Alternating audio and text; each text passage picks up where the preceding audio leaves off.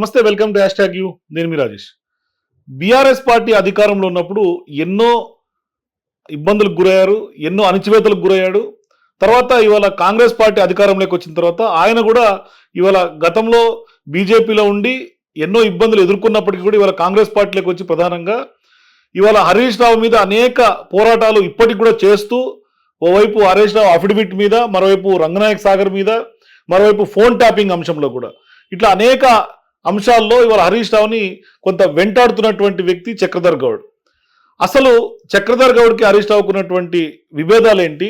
సిద్దిపేటలో ఇప్పటికి కూడా ఇంకా అంటే కాంగ్రెస్ పార్టీ అధికారంలోకి వచ్చిన తర్వాత కూడా ఇంకా హరీష్ రావు చక్రం తిప్పుతున్నాడా? అసలు సిద్దిపేటలో ఏం జరుగుతుందో మాట్లాడదాం. మనతో పాటు కాంగ్రెస్ పార్టీ నాయకులు చక్రధర్ గౌడ్ మనతో పాటు జాయిన్ అవుతున్నారు. నమస్తే అన్న. నమస్తే అన్న. కాంగ్రెస్ పార్టీలోకి వచ్చారు, గతంలో ఎన్నో పోరాటాలు ఎదుర్కొన్నారు, ఇవాళ స్వేచ్ఛా వాయువులు పీల్చుకుంటున్నట్టు అనిపిస్తుందా? ఎట్లా ఉంది? కాంగ్రెస్ లో ఫుల్ ఫ్రీడమ్ ఉంటది, అది విన్నా. ఇప్పుడు చూస్తున్నా వ్యక్తి స్వేచ్ఛ చాలా ఎక్కువ ఉంటుంది. ఏదైనా అనుకున్న విషయం చెప్పడానికి భయపడాల్సిన అవసరం ఇక్కడ ఉండదు. ఎక్కువ డెమోక్రాటిక్ ఉంటుంది. సో ఆ ఫీలింగ్ అయితే ఉన్నది ఇవాళ, ఖచ్చితంగా ఉంది. ఏంటి ఇప్పటికి కూడా మీరు ఇంకా పోరాటాలు చేస్తూనే ఉన్నారు హరీష్ రావు మీద? ఏంటి అసలు? అంటే ఇప్పుడు సిద్దిపేట సంబంధించి ఆయన చేసిన అక్రమాలు ఎన్నైతున్నాయో, ఇప్పుడు ఒక దొంగ ఉన్నాడు అనుకోండి, ఒక 100 దొంగతనాలు చేస్తే ఒకటే పట్టుకొని వదిలిపెట్టారు. ఆ 100 మంది ఎవరు బాధితులు, ఎట్లా నష్టపోయినారు అనేది ఖచ్చితంగా చేయాల్సిన బాధ్యత ఉంటుంది. అట్లే హరీష్ రావు అనే వ్యక్తి ఒక క్రైమ్ చేయలేదు, 20 ఏళ్ళుగా సిద్దిపేటని దోచుకున్నాడు. ఆ దోపిడికి నా ఊరు మొత్తం బలైపోయింది. ఇదేదో చక్రధర్ వ్యక్తిగత ద్వేషం కాదు, కోపం కాదు, ఇంకేం కాదు.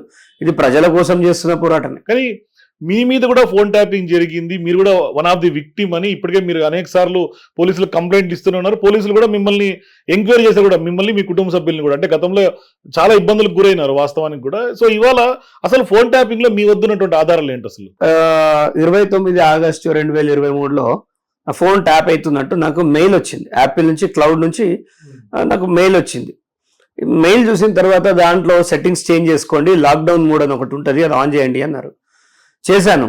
ఇమీడియట్గా కొన్ని టీవీ ఛానల్స్కి చెప్పాను. అప్పుడున్న నిర్బంధంలో కొన్ని యూట్యూబ్ ఛానల్ తప్ప నాకు సహకరించిన వాళ్ళే లేరు. ఇప్పుడు మీరు కానీ, మల్లన్న కానీ, శ్రీనివాస్, కొంతమంది స్నేహితులంతా సహకరించారు. ఇప్పుడు ఈ ప్రభుత్వం ఏర్పడిన తర్వాత బంజారాహిల్స్ పోలీసులు కాల్ చేశారు. ఇన్స్పెక్టర్ కాల్ చేసి, మీరు రండి, మీ ఫోన్ ట్యాప్ అయింది అని చెప్పాడు. వెళ్ళాను.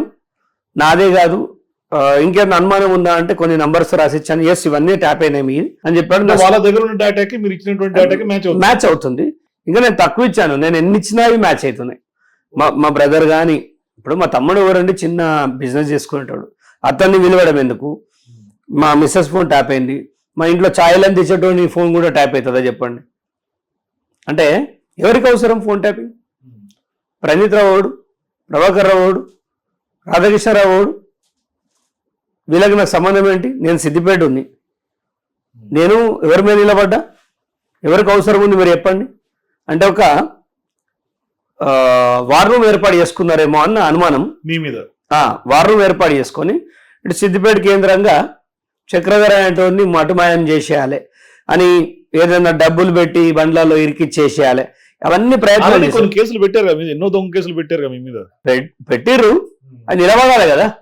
అలాగే గవర్నమెంట్ నా మీదే కాదండి, చాలా మంది మీద పెట్టిరు. కాదంటే నన్ను ఎక్కువ ఇబ్బంది పెట్టిరు.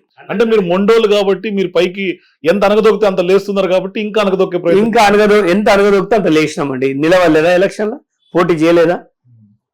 ఎవరిని ఎవరు ఆపలేడు. ప్రజాస్వామ్యంలో ప్రజలు ఉంటారు, న్యాయస్థానాలు ఉంటాయి. కొద్దిసేపు మాత్రమే అరాచకం నడుస్తుంది, కానీ అది ఎక్స్టెండ్ చేయాలంటే ప్రజలు ఒప్పుకోరు దాన్ని. పోనీ మీరు అసెంబ్లీ ఎన్నికల్లో పోటీ చేశారు, ఏమన్నా మీ ప్రత్యర్థిగా ఉన్నటువంటి హరీష్ రావుకి ఏమైనా గుణపాఠం చెప్పారని అనుకుంటున్నారా? డౌట్ ఏముంది, నిలబడ్డమే కష్టమాడ. సింబల్ లేకుండా చేద్దాం అనుకున్నాడు. అప్పుడున్న కొంత బీజేపీని, వాళ్ళని వీళ్ళని అందరినీ డమ్మిగాలని పెట్టుకొని మెజారిటీ లేపేద్దాం అనుకున్నాడు. భయంకరమైన రిగ్గింగ్ చేసిండు, అడ్డగోలుగా తప్పులు చేసిండు. అయినా బీఎస్పీ నుంచి కంటెస్ట్ చేసిన నాకు 17,000 ఓట్లు వచ్చాయి. అంటే 16,610 ఓట్లు వచ్చినాయి. అవి ఆయన దాంట్లోకి వెళ్ళి చీల్చుకున్న ఓట్లు. అక్కడ బీజేపీకి ఉండాల్సిన ఓట్లు బీజేపీకి వచ్చినాయి, కాంగ్రెస్కి రావాల్సింది కాంగ్రెస్కి వచ్చింది. అవి పర్ఫెక్ట్గా ఉన్నాయి. ఆయనవి మాత్రమే నేను తీసుకున్నా. 1,50,000 మెజారిటీ అన్నోడు 87,000 పడిపోయాడు. అంటే లెస్ దాన్ 1 lakh చేసిన, దాంట్లో నేను సక్సెస్ అయ్యాను. సో మీరు ఎట్లా ఏదైతే ఛాలెంజ్ చేశారో ఆ ఛాలెంజ్ కి సక్సెస్ అయ్యారని మీరు ఫీల్ అవుతున్నారు. ఖచ్చితంగా బీఎస్పీకి అంతకు ముందు 600 ఓట్లు పడ్డాయి. నేను వచ్చిన తర్వాత 16,600 ఓట్లు. అది కూడా ఈ దుర్మార్గులు అప్పుడున్న కలెక్టర్, ఆర్డీఓ, ఎంఆర్ఓ ఈయనకి సహకరిస్తే ఏం మ్యానిపులేషన్ చేశారో, అందుకే దీని మీద కేసు కూడా పెట్టాను నేను. ఎన్నికలు కాగానే అఫిడవిట్ మీద కేసు వేసినట్టు. అవును, వేశాను. 11వ తారీఖు జనవరి ఇదే సంవత్సరం హైకోర్టులో వేసిన. ఇప్పుడు మన కేటీఆర్ గారిది వచ్చింది కదా, అతి తొందరలో మీరు ఈయన భాగవతం చూస్తారు ఖచ్చితంగా. ఏంటి కోర్టులో ఎక్కడ దాకా వచ్చినాయి ప్రొసీడింగ్స్? అంటే మేము వాళ్ళకి నోటీసులు అయితే సర్వ్ అయినాయి. ఇప్పుడు మేము విట్నెసెస్ అంతా తయారు చేస్తున్నాం. అంటే ఈయన కేసులు ఎన్ని ఉన్నాయి, ఒకప్పుడు ఎన్ని ఉన్నాయి, ఇప్పుడు ఈసీని తప్పుదోవ పట్టినటువంటి ఏ విధంగా తప్పుదోవ పట్టించారు? వాళ్ళు ఎప్పటి నుంచో తప్పుదోవ పట్టిస్తారు, రియల్ కాదు. అడిగే ప్రశ్నించేవాడు లేనప్పుడు ఎవడు ఏదైనా చేయొచ్చు, అది వెరీ ఈజీ అండి, పెద్ద విషయం కాదు. కానీ ప్రశ్నించేవాడు వచ్చిన తర్వాత కొంత జాగ్రత్త పడతారు. కానీ నెక్స్ట్ గవర్నమెంట్ నాదే, నన్ను ఏం చేస్తాడు, వీడిని వేసి పారేస్తాం, మళ్ళీ జైల్లో పీడీ యాక్ట్ వేసి పారేస్తామని కలలు కన్నారు. కానీ ప్రజలు మా వైపు నిలబడ్డారు, వాళ్ళకు బుద్ధి చెప్పారు, వాళ్ళతోటి ఏం కాలేకపోయింది. ఇంకా అంటే ఇప్పుడు ఆయన ఆస్తులు దాచాడా లేకుంటే ఏంటి అఫిడవిట్లు తప్పులు అంటే ఏం చూపించలేదు? అన్ని దాచిండు, కొడుకునే దాచిండు.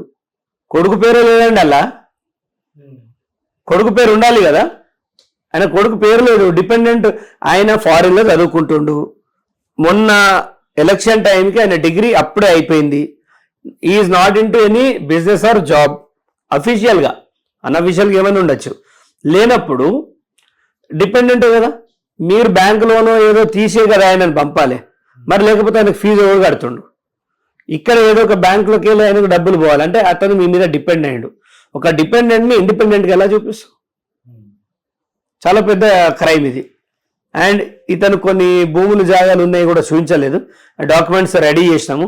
అదే కాకుండా ఎలక్షన్లో ఆయనకు 40 కోట్లు 30 కోట్లు ఖర్చు పెట్టి జస్ట్ 40 లక్షల లోపల సెట్ చేసాడు. అదంతా ప్రూఫ్ నా దగ్గర ఉంది. నేను ఎలక్షన్ టైంలో ఈవీఎంలలో కూడా ఇతను అవకతవకలకి పాల్పడ్డాడు, లెక్కింపులో అనేది కూడా నాకు అనుమానం ఉంది. ఇప్పటికైనా మేము మళ్ళీ ఒకసారి అప్పీల్ చేస్తున్నాం. రీకౌంటింగ్ పెడితే కూడా దానిలో 100 ఓట్లు తేడా వచ్చినా సంథింగ్ వెంట్ రాంగ్ అంటారు కదా. సో దానికి కూడా ఇప్పుడు మేము రీకౌంటింగ్ పెడతారు. ఎందుకంటే దేశవ్యాప్తంగా మొన్న జరిగినటువంటి పార్లమెంట్ ఎన్నికల్లో అనేక అనుమానాలు, కానీ ఈసీ ఎక్కడ కూడా కొట్టిపారేస్తుంది తప్ప ఎక్కడ కూడా దానికి క్లారిటీ ఇవ్వట్లేదు. అంటే ఒక్కొక్కటి ఇప్పుడు ఎలక్షన్ పిటిషన్ ఫైల్ అవ్వడం వేరు, ఒక ఏంటంటే ఇది ఇండివిజువల్ గా చేస్తున్న ఫైట్. దీంట్లో సాధ్యాసాధ్యాలు చూసి మాకు తెలుసండి ఇలా అక్రమాలు జరిగినాయి కాబట్టి ఖచ్చితంగా ఈయన అభ్యర్థిత్వం పోతుంది. ఇప్పుడు ఎలక్షన్ పిటిషన్లో నేను గెలిస్తే ఈయన ఇజ్జత్ పోతుంది అని చెప్పి నేనే రాజీనామా చేస్తా, నువ్వు రుణమాఫీ చేస్తే అంటుండు. ఖచ్చితంగా ఆయన రుణమాఫీ చేస్తాడని నాకు తెలుసు. రేవంత్ రెడ్డి అనే వ్యక్తి రుణమాఫీ చెయ్యబోతుండని నాకు ఖచ్చితమైన ఇన్ఫర్మేషన్ ఉంది కాబట్టి ఇప్పుడు రాజీనామా చేసిండు అనుకోండి, నా ఎలక్షన్ పిటిషన్ వీగిపోతుంది. ఇంకా అల్టిమేట్లీ ఆయన అనుకుంటారు రాజీనామా చేస్తాడు అనుకుంటారా? మనిషి అయితే చేస్తాడు, మనిషి అయితే చేయాలి, మాట మీద నిలబడేటోడు అయితే చేయాలి. ఆయన పదవి లేకుండా 10 నిమిషాలు బతకలేడు, పదవి లేకుండా బతకలేడండి. ఇప్పటికే వెనుకకి ముందుకు చూసుకుంటాడు, ఏమైపోయా నా కాన్వాయ్ అని బాధపడతా ఉంటాడు. సో ఆయన రాజీనామా చేయకపోతే ఆయనకు బతికే లేదు. తెలంగాణలో ఆయన నమ్మేటోడే లేడు. అట్లీస్ట్ ఆ రాజీనామా చేసి గమ్మన కూర్చుంటే వచ్చే ఎలక్షన్ ట్రబుల్ షూటర్ కదా, కానీ ఆ ట్రబుల్ షూటర్ ఇవాళ బీఆర్ఎస్ ని ఎందుకు కాపాడలేకపోయిండు అంటే ఎప్పుడు కాపాడలే ఆయన. పేపర్ వాళ్ళు ఆయన కాపాడారు, పేపర్ వాళ్ళే కాపాడు. ఆయన ఏం ట్రబుల్స్ సెట్ చేసిండు చెప్పండి. రఘునందన్ గెలిచిండు ఉప ఎన్నికల్లా, ఏమైంది నీ ట్రబుల్ షూటింగ్? మెదక్ కూడా ఓడిపోయింది, గెలుస్తారనుకున్న సీట్ కూడా ఓడిపోయింది. ట్రబుల్ షూటరు ఎవడు లేనప్పుడు రిగ్గింగులు చేసి 1,50,000 అనుకుంటా ఎవడు ఓట్లు వేసినా వేయకున్నా ఊర్లో 23,000 ఓట్ల దొంగ ఓట్లు సృష్టించి బీఆర్ఓ రిజల్ట్స్ వచ్చిన పబ్బంగా గడిపిండు. మొన్న ఎలక్షన్లు 65 ఎందుకు వచ్చింది నీకు? నువ్వు ఎక్కడి నుంచి ఎక్కడికి వచ్చినావు? 1,25,000 అన్నావు, 1,00,000 అన్నావు, 87,000 మొన్న అసెంబ్లీ 65, ఇంకా 4 రోజులు అయితే 30,000 కూడా రావు నీకు. అది నీ పరిస్థితి. అంటే డే బై డే నువ్వు తగ్గుతూ వస్తున్నావు. అంటే నీకు సహకరించిన పేపర్ వాళ్ళు సహకరిస్తలేరు. మొన్న ట్రబుల్ షూటర్ వాళ్ళు దిగజారిపోతున్నా, మరి ఎప్పుడో దిగజారిపోయింది. నేను 1,200 మంది పిల్లల సాగు కారణమైనప్పుడే ఆయన దిగజారిపోయిండు. ఇప్పుడు నేను వచ్చిన తర్వాత నన్ను కేసులలో పెట్టి ప్రజల మనసుల్లో, సిద్దిపేట వాసుల మనసుల్లో ఆయన ఎప్పుడో చచ్చిపోయాడు. ఏది ఇట్లాంటి లీడరా మేము ఎన్నుకున్నదని. కానీ మళ్ళీ కూడా మొన్న ఎన్నుకున్నారు కదా అసెంబ్లీ ఎన్నికలప్పుడు. ఒక్కటి చెప్పాలా అండి, మొన్న వాళ్ళ గవర్నమెంట్ వస్తుందని ఎక్కడో ఎవరో సహకరించారు అంతే. నా ప్రగాఢ నమ్మకం, నాకెన్ని నోట్లు పడ్డాయో ఆయనకే తెలుసు, ఆయనకెన్ని నోట్లు పడ్డాయో ఆయనకే తెలుసు. కానీ మీ ప్రభుత్వం వచ్చిన తర్వాత కూడా పార్లమెంట్ లో కాంగ్రెస్ గెలవలేదు కదా. అంటే దానికి సీఎం గారు ఏం చెప్పారు, రేవంత్ రెడ్డి గారు సీఎం గారు చెప్పారు సిద్దిపేట కారణము ఓడిపోవడానికి హరీష్ రావు కాన్స్టిట్యున్సీ అని క్లియర్ గా చెప్పారు. ఏంటి అక్కడ ఉన్నటువంటి అంటే లొసుగులు ఏంటి, ఎందుకు కాంగ్రెస్ ఇప్పుడు ఓడిపోవాల్సి వచ్చింది పార్లమెంట్ లో? క్రమశిక్షణ చర్యలు అనుకోండి, ఏదన్నా అనుకోండి, వాస్తవం చెప్పకపోతే అధిష్టానాన్ని మోసం చేసినట్టు అయితే నేను. మా దగ్గరే కొంతమంది దొంగలు ఉన్నారు మా దగ్గర. ఎస్ ఎగ్జాక్ట్లీ, ఒప్పుకోవాలి. నా లెక్క నిజాయితీ పరువుడు ఎవడైతే వస్తాడో, మీరు చూడండి, మేము బీజేపీలో బీఎస్పీలో కాంగ్రెస్ లో ఉన్న హరీష్ రావు మీద కొట్లాడుతున్నా, జెండా వారిన ఎజెండా మారలే. కానీ కొంతమంది మా పార్టీ కండగా వేసుకొని బీఆర్ఎస్ కోట్లు వేయించారు సిద్దిపేటలో. నేను ఇది అధిష్టానానికి వాళ్ళ పేర్లు కూడా చెప్తాను. ఇప్పుడు తాజాగా హైదరాబాద్ తెలంగాణ ఓవరాల్ గా పార్లమెంట్ ఆశించిన దాని కంటే తక్కువగా గెలిచారు. పూర్ పర్ఫార్మెన్స్ లో కమిటీ వేసారు ముగ్గురుతోటి. అవును, నిన్న రాత్రి అధ్యయనం కోసం కమిటీ వేశారు. అవును, ఆ కమిటీకి మీరు ఏమన్నా ఇట్లాంటి ఫిర్యాదులు చేసే అవకాశాలు? 100% ఇస్తా, ఇన్ రిటర్న్ విత్ ఎవిడెన్స్ ఇస్తా. విత్ ఎవిడెన్స్ లేకుండా నేను చెప్పదలుచుకోలేదు. ఖచ్చితంగా సిద్దిపేటనే మెయిన్ కారణం.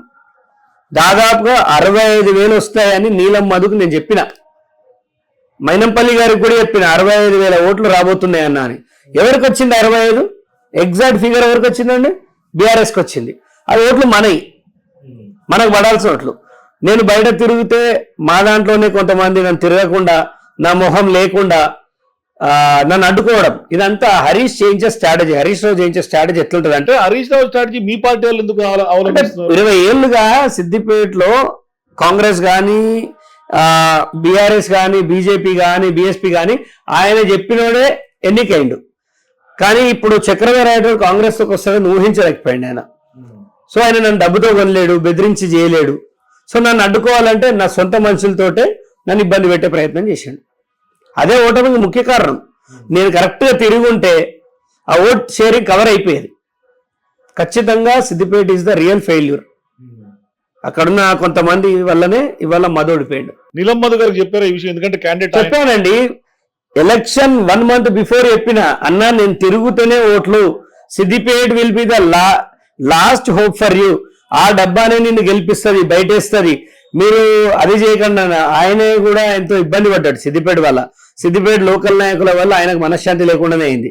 ఆయన చాలా ఇబ్బంది పడ్డాడండి. ఆయనని ఒక పగడ్బందీగా ఓడించారు, నీలం మధుని పగడ్బందీగా ఓడించారు. లేకపోతే మెదక్ గెలుస్తుందని ప్యూర్ రిపోర్ట్స్ ఉన్నాయి, రేవంత్ రెడ్డి అన్న దగ్గర రిపోర్ట్స్ ఉన్నాయి, గెలుస్తున్నామని ఉన్నది. అలాంటి ఒక ప్లేస్ ని ఒక పథకం ప్రకారం ఓడించారంటే మీరు చెప్పండి. ఏదైతే సర్వే రిపోర్ట్లు మీరు కోట్ చేస్తున్నారో, చాలా సర్వే రిపోర్ట్లో కాంగ్రెస్ పార్టీ గెలవాల్సి ఉండే. ఒకటి మహబూబ్నగర్ అయినా, మెదక్ అయినా, మల్కాజ్గిరి, ఇవన్నీ కూడా గెలిచేస్తాను. కానీ వాటన్నిటిలో కూడా ఇవాళ కాంగ్రెస్ పార్టీ ఓడిపోవడం, అది కూడా బీఆర్ఎస్ ఓట్ బ్యాంక్ అంతా బీజేపీకి షిఫ్ట్ అవటం అనేది ఇవాళ మీరు ఇస్తున్నటువంటి జస్టిఫికేషన్. అసలు వాస్తవానికి అదే జరిగిందా, ఇంకేమైనా జరిగిందా? మెదక్ ఒకటి, మల్కాజ్గిరి అంటే డిఫరెంట్ స్కీమ్స్ ఉంటారు, అది డిఫరెంట్ గా ఉంటుంది, ఆ కథ వేరు. పెద్ద కాన్స్టిట్యున్సీ, మోడీ ఎఫెక్ట్ ఉంటుంది కాబట్టి అక్కడ మైనంపల్లి ఫెయిల్యూర్ అనొద్దు దాన్ని. ఎందుకంటే ఆయన ఎంత చేయాలో చాలా కష్టపడ్డాడు. కానీ ఇక్కడ మెదక్ వచ్చేసరికి మా సిద్దిపేట మెయిన్ ఫెయిల్యూర్. మరి గజ్వేల్లా 65,000 ఓట్లు పడ్డాయి, దే ఆర్ ఓకే. అదే 65,000 ఓట్లు ఇక్కడ కూడా పడేటిదే. ఇక్కడ పడుంటే ఖచ్చితంగా గెలిచేవాడే. ఇక్కడ ఒక కోవర్ట్ సిస్టమ్ లోనే ఆయన ఓడిపోయాడు. బేసిక్ గా ఇట్లా చెప్పాలంటే మా పార్టీలో అదంతా, కానీ అధిష్టానానికి ఒక నిజం, సరే నాకైనా పదవి వచ్చేది ఉంటే దానికి ఈ మాటలు డిస్టర్బెన్స్ అయ్యి పదవి రాకున్నా పర్వాలేదు, కానీ నిజాయితీగా ఒప్పుకోవాలి కదా. ఇన్ని రోజులు పదవి లేకుండానే ఉన్నా, ఏ పార్టీలో ఉన్నా. ఇలా కూడా నేను రేవంత్ అన్నని చూసి వచ్చిన. కాంగ్రెస్ పార్టీలోకి నేను వచ్చిందే రేవంత్ రెడ్డి అనే వ్యక్తి ఉన్నాడు. ఈయన ఎవరికి లొంగడు, వనకడు. మనకి ఆయనకి కొంత దగ్గర పోలికలు ఉంటాయి, కొట్లాడడంలో కానీ, ప్రత్యర్థిని ఎదుర్కోవడంలో కానీ. ఆయననే డోర్లు వలగొట్టి ఎత్తుకపోయారు, నన్ను ఆఫీస్ డోర్లు వలగొట్టి ఎత్తుకపోయారు. మా ఎంత అంటే అక్రమ కేసులు ఆయన మీద ఎగ్జాక్ట్లీ సేమ్ ఫార్ములా వాడారు ఆయనకు నాకు. ఆయన ఫోన్ ట్యాప్ అయింది, వ్యవస్థ ఏర్పాటు చేశారు ఫోన్ ట్యాపింగ్ కోసం. అందులో ఆ చట్టంలో మీరు కూడా ఇరుక్కున్నారు. అవును, దాంట్లో రేవంత్ రెడ్డి గారిని ఫోన్ ట్యాప్ ఎట్లా చేసిరో నాది ఫోన్ ట్యాప్ చేసి. ఇప్పుడు ఒక సంతోషం అనిపించే విషయం ఏంటంటే, ఇవాళ చక్రధర్ అనేటువంటి ఎదుర్కోవాలి అంటే చక్రధర్ యాంటీగా బీఆర్ఎస్ యాంటీగా పనిచేస్తుండని సర్టిఫై చేసేసి రాలే. సో నేను ఎంత నిజాయితీగా పనిచేసిన అని చెప్పడానికి నిదర్శనమే ఈ ఫోన్ ట్యాపింగ్ లో నేను ఇచ్చాను. ఇక్కడ ఫోన్ ట్యాపింగ్ లో వాళ్ళు పిలిచి ఆధారాలు అడిగినప్పటికి కూడా మీరు ఇంకా కూడా ఫోన్ ట్యాపింగ్ లో చర్యలు తీసుకోవట్లేదు అనేది ఇప్పటికి కూడా ఫిర్యాదులు ఇస్తూనే ఉన్నారు. అయితే దీంట్లో హరీష్ రావు ఫోకస్ చూపించట్లేదు ఏమో, అసలు నా ఫోన్ ట్యాప్ అయింది. అంటే ఏంటి ఈ కంప్లైంట్ ఇచ్చిన కారణం? ఇది డీజీపీ ఆఫీస్ లో ఇచ్చిన బంజారాహిల్స్ పిఎస్ లో కాకుండా ఇది డీజీపీ ఆఫీస్ లో నిన్న ఇవ్వడం జరిగింది. సో నిన్న 19వ తారీఖు ఇచ్చాను. దీంతో హైకోర్టులో రిట్ పిటిషన్ ఇస్తా. అసలు నా ఫోన్ ట్యాపింగ్ లో వాళ్ళు ఏం చేశారు, ఎవరెవరు పాత్ర ఉంది, వీళ్ళ స్థానిక ఎమ్మెల్యే పాత్ర ఏమన్నా ఉందా విచారణ చేసి నా వరకు నా సబ్జెక్టు వరకు నాకు నిజ నిజాలు తెలవాలని పెట్టడం జరిగింది. ఎందుకంటే గుంపులో గోవింద అవసరం లేదు, నాదేంటి నాది ఎందుకు చేసిండు. ఇప్పుడు నా భార్యతో నేను 1,00,000 మాట్లాడతా, నువ్వు కొంచెమైనా ఇంగితం ఉండాలి కదా డిపార్ట్మెంట్ వాళ్ళకి కానీ ఒడికి కానీ అని, దానికోసమే ప్రైవసీ భంగం అబ్సల్యూట్లీ నా ప్రైవసీకి భంగం కలగడమే కాకుండా ఇవాళ మీరు ఎందుకు మళ్ళీ నిన్న గజరాజరావు భూపాల ఆయన పేరు ఐపీఎస్ గారు ఉన్నారుగా, వారికి ఇవ్వడం జరిగింది నిన్న. నా ప్రాణహాని ఉంది. ఎందుకంటే కొంతమంది స్నేహితులు చెప్పారు నీ మీద అతి తొందరలో ఇట్లా జరుగుతుందని. కానీ మీ పార్టీ అధికారంలో ఉండి కూడా ఒకటండి హంతకునికి పార్టీతో సంబంధం ఏంది. ఇప్పుడు ఒకటండి మొన్న ఒక రేప్ జరిగింది, ఒక చిన్న పాపని తీసుకువెళ్ళండి. ఆ పాపను ఎత్తుకపోయింది గవర్నమెంట్ వాళ్ళకి తెలుస్తుందా, పాపం పోలీసు వాళ్ళకి తెలుస్తుందా, వాడు దొంగ కదా వాడు ఎత్తుకపోయి ఏం చేసిండు అనేది ఒక అర్ధరాత్రి విషయం. దానిపైన చర్యలు తీసుకోకపోతే దానికి బాధ్యత మాది. కానీ అంటే ఇప్పుడు నేను కూర్చున్నాం, నేను దాడి చేస్తా అని గవర్నమెంట్కి తెలుసా, మీరు నా మీద దాడి చేస్తారని తెలుసా, అన్నిట్లో గవర్నమెంట్ బ్లేమ్ చేయలేం. సో ఈ విషయంలో మాత్రం నాకు గతంలో చెప్పారు, నీ మీద కేసులు అయితే జాగ్రత్త అని చెప్పిన వాళ్ళే నీ మీద హత్య ప్రయత్నం జరుగుతుంది, అది ఏ రకంగా యాక్సిడెంట్ కానీ ఏది కానీ కొద్దిగా జాగ్రత్త ఉండు అంటే. సో ఇప్పుడు చక్రధర్ గౌడ్ గతంలో ఎన్నో ఇబ్బందులకి ఎదుర్కొన్నాడు. చాలా ఒక రకంగా చెప్పాలంటే నిటారుగా నిలబడుకున్నటువంటి వ్యక్తి చక్రధర్ గౌడ్. ఇవాళ అధికారంలోకి వచ్చిన తర్వాత కూడా ఇంకా కూడా ఇప్పుడు చక్రధర్ గౌడ్ భయపడాలా ఇట్లాంటి ఆరోపణలకి, లేకుంటే హత్య జరుగుతుందనో ఇట్లాంటి అంశాలకు భయపడాలా? ఇప్పుడు మా దగ్గర ఉన్న ఎమ్మెల్యే 20 ఏళ్ల నుంచి రాజకీయం చేస్తుండే అక్కడ. ఆ చుట్టుపక్కల మెదక్ కాన్స్టిట్యున్సీలో ఒక రోహిత్ తప్ప గెలిచిన వాళ్ళు ఎవరు లేరు. సో అక్కడ పోలీస్ వ్యవస్థ కొంతమంది ఇంకా ఆయన చేతుల్లోనే ఉన్నారు. ఇప్పటికి స్టిల్ ఇంకా ఆయన చేతుల్లోనే ఉన్నారు. మీకు ఇంకొకటి చూపిస్తాను. ఇదేంటంటే దీంట్లో ఏం మెన్షన్ చేశానంటే, సిద్దిపేటలో ఏం జరుగుతుందంటే, ఇది సిద్దిపేటలో ఏం జరుగుతుందంటే, ఇది ఇప్పుడు డీజీపీ గారికి ఇవ్వడానికి పోతున్నా, ఇవాళ వెళ్తున్నాను. ఇది ఏంటంటే నా ఫోన్ నంబర్ని సిద్దిపేటలో కొన్ని పోలీస్ స్టేషన్స్ లో ఏవైనా కేసులు వస్తాయి కదా, ఆ సిడిఆర్ ఫైల్లో నా ఫోన్ నంబర్ మెన్షన్ చేసి నా కాల్ డీటెయిల్స్ చెప్పిస్తారు.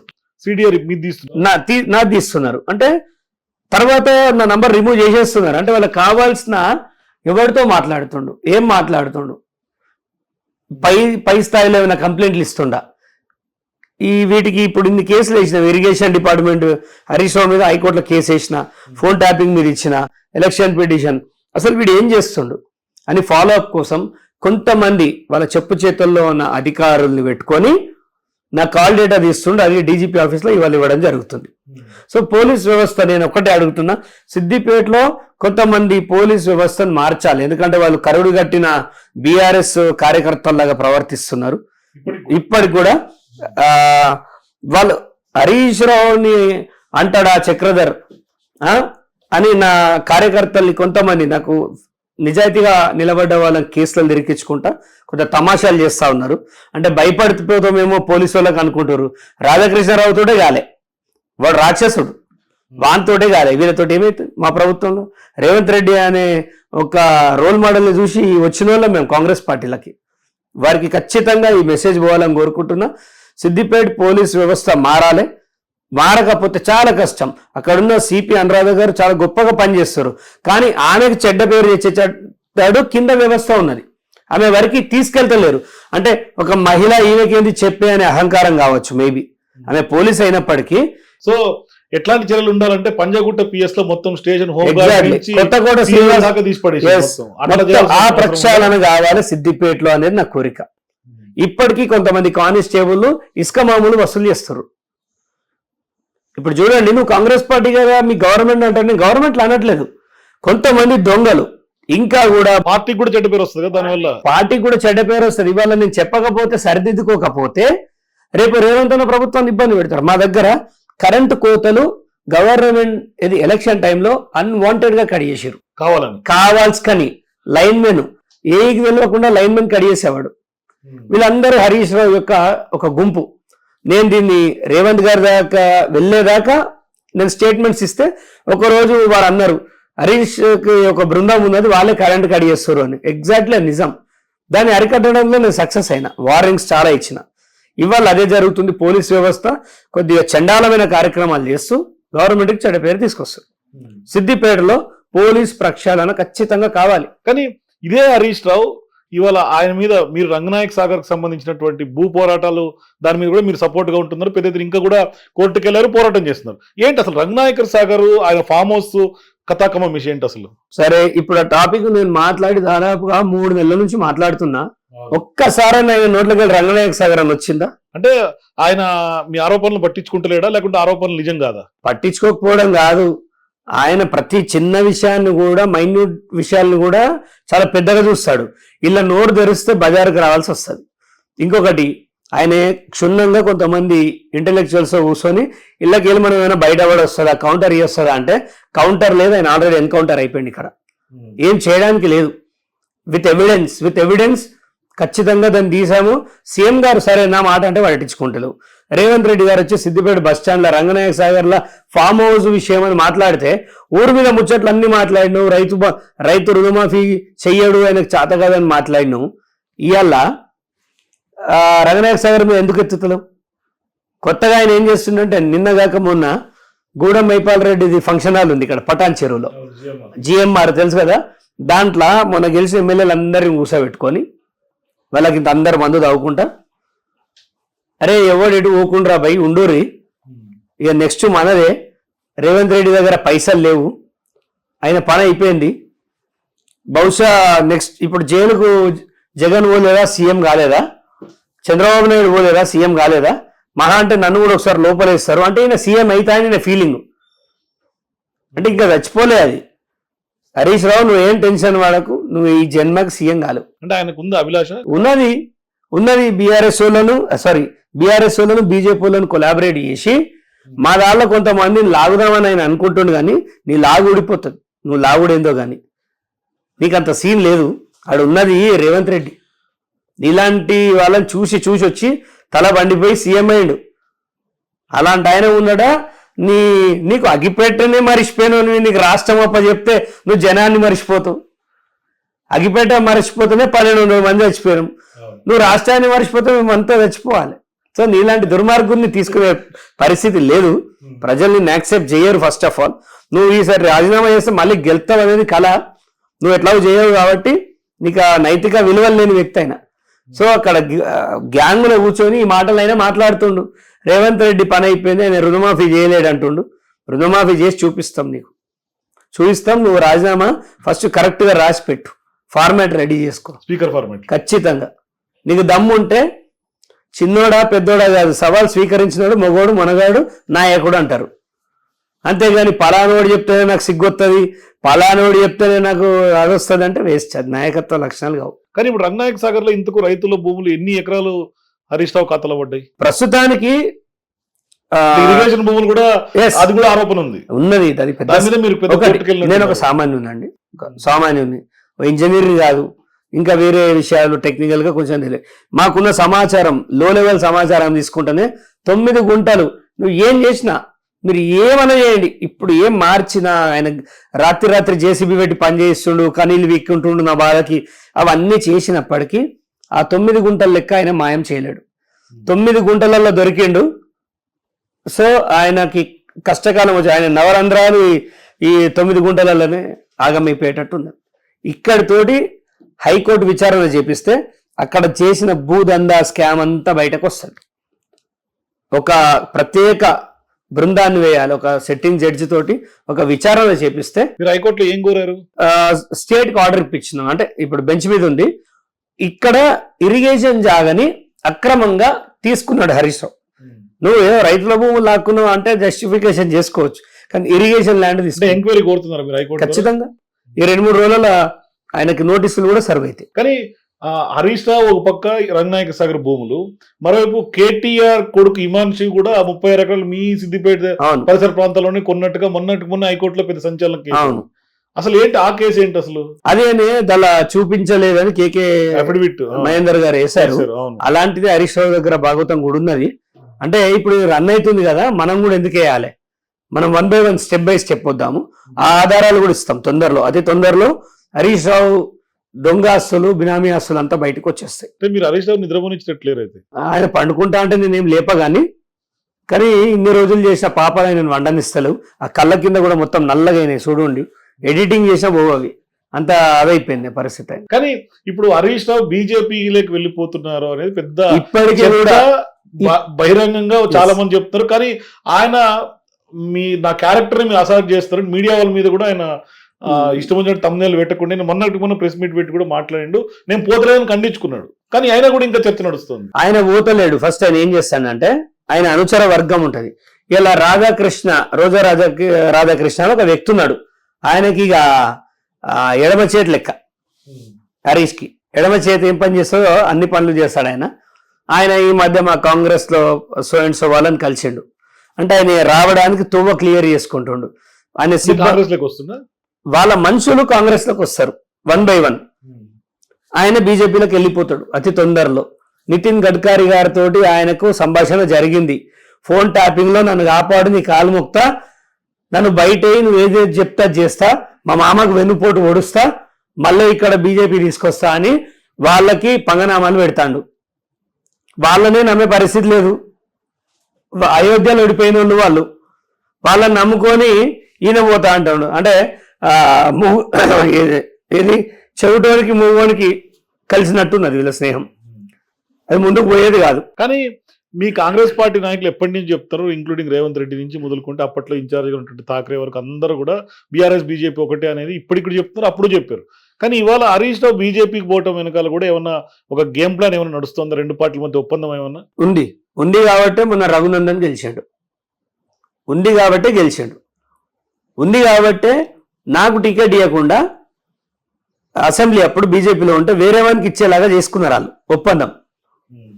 రఘునందన్ నువ్వేం టెన్షన్ పడకు, నేను గెలిపిస్తా అని ఇటు మాట ఇచ్చిండు అటు మాట ఇచ్చిండు, ఆయనను ముంచిండు. అయినా కానీ కులం ఒకటే, వాళ్ళు ఇప్పుడు అటు ఇటు ఎంపీగా కానీ ఇదే హరీష్ రావు మొన్న బీఆర్ఎస్ పార్టీ అభ్యర్థి వెంకటరామరెడ్డికి కూడా అత్యంత సన్నిహితుడు, మొత్తం ఆయన కనుసన్నలోనే నేను పనిచేసిండు కదా. మరి వెంకటరామరెడ్డికి రాజకీయాలు అవసరం లేదు. ఆయనకు రాజపుష్ప ఉండంగా ఇంకా ఇవన్నీ అవసరం లేవు. ఆయనకు రాజపుష్ప ఉన్నది, కావాల్సినంత సంపాదించిండు. ఆయన డబ్బులు ఇచ్చి ఏ వ్యవస్థలైనా మేనేజ్ చేయొచ్చు అనుకుంటుండు. కానీ ఆయన కాంగ్రెస్ లో కష్టం. అయితే చదువుకున్నాడు, ఐదర్ ఈడన్న గెలవాలి లేకపోతే ఈడన్న గెలవాలి, మధు గెలవద్దు అనుకున్నారు. కానీ చెప్పుతో కొట్టినట్టు 39,000 స్లైట్ గా ఓడిపోయిందండి. కొత్త ఫేసు, కొత్త వాడు, బీసీ నాయకుడు. అలాంటి వ్యక్తి రాముడు. ఆయన కొట్లాడింది రఘునందన్తో కాదు, మోడీతో కొట్లాడిండు. ఎవరు? నీలమ్మధు. ఖచ్చితంగా రాముడి పేరు తప్ప ఏ ఒక్క మాట మాట్లాడుకున్నారా అండి వాళ్ళు? మరి అయోధ్యలో ఎందుకు ఓడిపోయారు మీరు? అంటే భక్తి ఉండాలి, కానీ దానికి బానిస కావద్దు, అదే మూఢనమ్మకం కావద్దు. వీళ్ళు భక్తిని బానిస చేద్దాం అనుకుంటే దేశం గుర్తించింది, రాహుల్ గాంధీకి పట్టం కట్టాలని చూస్తుంది. ఏదో ఒక రోజు పట్టం కడతది కూడా రాహుల్ గాంధీ 100%. అతి తొందరలో ఈ గవర్నమెంట్ ఉంటుందో కూలిపోతుందో కూడా చెప్పలేం మనం. ఎందుకంటే ఇద్దరి మీద ఈ ఇద్దరిని బాధ పెట్టినోడే మోడీ, వాళ్ళ మీద డిపెండ్ అయిన జీవితం ఆయన. భయపడతాడు, నైట్ కూడా నిద్రపోతాడు, గవర్నమెంట్ పడిపోతుంది. మరీ నేను ఎన్నోసార్లు చెప్పిన, మోడీ దేవుడు కాదు, మనిషిలాగే చూడండి. అద్భుతాలు ఏం చేయలే, సాధ్యమైన పనులు కొన్ని కాంగ్రెస్ గవర్నమెంట్ సరే మేము చేయలేకపోవచ్చు కొన్ని కారణాల వల్ల, అది ఆయన అవసరం కోసం చేశాను, దేశం కోసం అని అయితే నేను అనుకోను.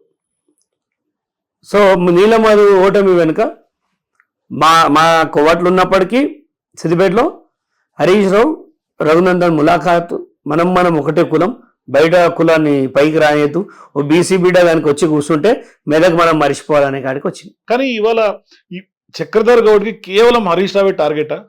రాజకీయంగా లక్ష్యం ఏం లేదా ఇంకా? లక్ష్యాలు ఒకటి, మనం కష్టపడితే ఆటోమేటిక్ గా అది వచ్చేటప్పుడు వస్తుంది. ఇప్పుడు ముఖ్యమంత్రి కావాలని పాటు వల్లే రేవంత్ రెడ్డి గారు వచ్చినప్పుడు ఈ నిరంకుశత్వం పైన పోరాడుతా అన్నాడు.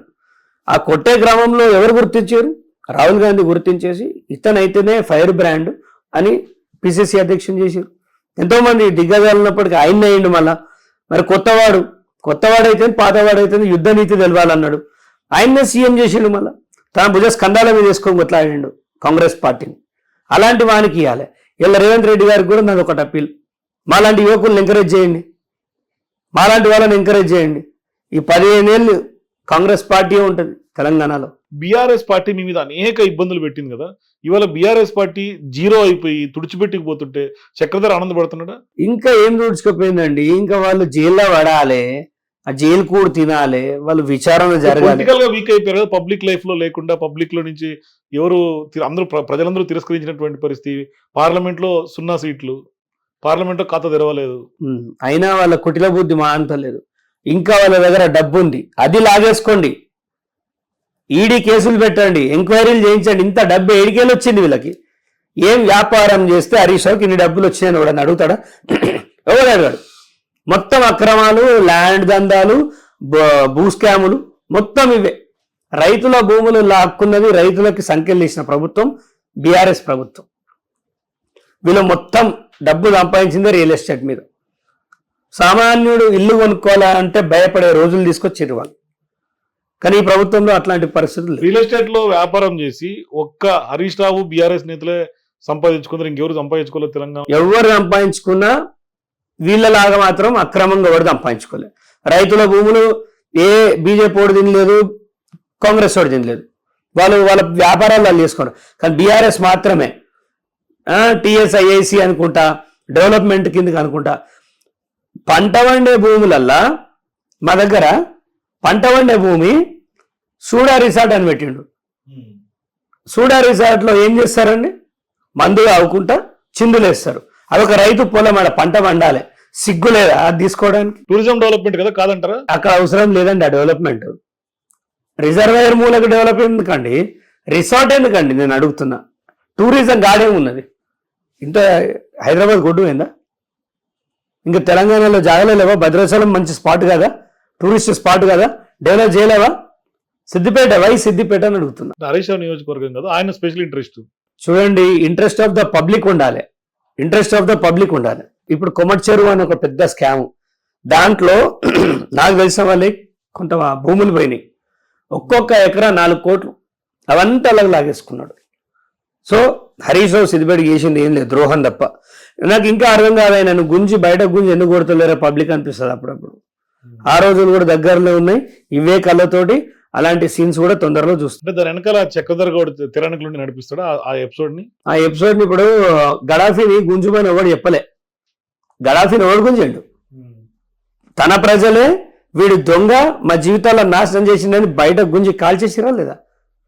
అంటే ప్రజా ఆగ్రహానికి వీళ్ళు చేసే పాపాలే. ఇవాళ బీఆర్ఎస్ గవర్నమెంట్ దించుండని కాంగ్రెస్ అడగడం కంటే ఎక్కువ బీఆర్ఎస్ వాళ్ళు చేసిన దుర్మార్గాలే ఇవాళ వాళ్ళ పతనానికి బీజం పడ్డాయి. సో ఇదంతా స్వయంకృపరాధం వాళ్ళు చేసుకున్నది. ఖచ్చితంగా వీళ్ళ తప్పుల్ని బయటకు తీస్తా. చక్రధర్ హరీష్ రావు తప్ప వేరే టాపిక్ లేదంటే ఆడు చేసిన టాపిక్లు చెప్పాలంటే నాకు తెల్ల జుట్టు వచ్చేస్తుంది. ఆయన చేసిన పాపాలు అని ఉన్నాయి, మరి అదంతా ప్రజల సొమ్ము, ప్రజలకు చేరాలి, గవర్నమెంట్కి రికవరీ కావాలి అనేది నా కళ. సో ఇప్పుడు మీరు ప్రభుత్వంలో ఉన్నారు, కాంగ్రెస్ పార్టీలో కొనసాగుతున్నారు. అప్పట్లో రైతుల పేరిట పెద్ద ఎత్తున చెక్కులు పంచారు, డబ్బులు పంచారు, వాళ్ళకు అండగా నిలబడ్డారు. దానికోసమే కొంత హరీష్ రావు మీ మీద కక్ష కట్టడానికి కూడా ప్రధాన కారణం అదే.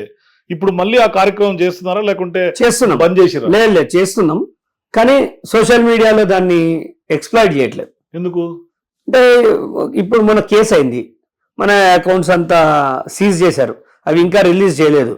ఆఫ్ ద రికార్డ్ చేసుకుంటున్నాం. ఆన్ రికార్డ్స్ మళ్ళీ ఎప్పుడైతే కేసు కొట్టుడు పోతుందో will do the same, collaborate అవుతాం, గవర్నమెంట్తో కొలాబరేట్ అయ్యి గవర్నమెంట్ నుంచి ఏమన్నా సహాయం వస్తే కూడా మాతృ తీసుకెళ్దామని మా ఆశ. అంటే ప్రభుత్వాన్ని మీరు కొలాబరేట్ చేసుకొని ముందుకెళ్తాం. గత ప్రభుత్వానికి బుద్ధి లేదు, వాళ్ళకి రైతులు గుంజుకొని తినడం అలవాటు కాబట్టి వీడు పెడుతుంటే వాళ్ళకి ప్రాబ్లం అవుతుంది. కానీ ప్రభుత్వము రుణమాఫీ చేస్తా అంటుంది. కానీ గత ప్రభుత్వం కూడా రైతు బంధు అని ఇచ్చింది కదా డబ్బులు. అంత ఫ్రాడే అండి, వాళ్ళు చేసిందే ఫ్రాడ్. వాళ్ళకే వచ్చింది, అన్ని వాళ్ళకే వచ్చినాయి, మా అనుకునే వాళ్ళకే వచ్చినాయి. సిఎంఆర్ఎఫ్ చెక్కులు ఏమని ఇలా బుద్ధి లేకుండా మాట్లాడతాడు హరీష్ రావు. ఆ ఏజ్ వస్తుంది కానీ ఇంత కూడా రాను ఇంకా అధ్వానమే అవుతాడు. సీఎం రిలీఫ్ ఫండ్ చెక్కులు అంటే ఆగినాయట. ఏడాగినాయండి?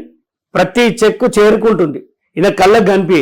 ఈయన దగ్గర ఉన్న పిఏ 5-10 ఆశపడి సీఎం రిలీఫ్ ఫండ్ చెక్కులు మొత్తం కొన్ని కోట్ల 100 కోట్ల ప్రైవేట్ పిఏ అట కదా, ఆయన ఆల్రెడీ వెళ్ళిపోయింది. ఎవడైతే ఏంటండి నీకు తెలియకుండా ప్రైవేట్ వాడు చెట్ల కూర్చుంటాడు, సోయలేదా? అప్పట్లో ఇప్పుడు ప్రైవేట్ పిఏ మా దగ్గర పనిచేస్తున్నాడు, ఇప్పుడు వెళ్ళిపోయాడు. ఆయన చేస్తే సంసారం, మంది చేస్తే వ్యభిచారం. ఆయన మాటలు హరీష్ రావు 100 మాట్లాడితే 101 తప్పులు ఉంటాయి, అలా ఒకటి ఎక్కువనే ఉంటుంది. ఆయన పేరు తప్ప మిగతా ఏది నిజంగా అంతే.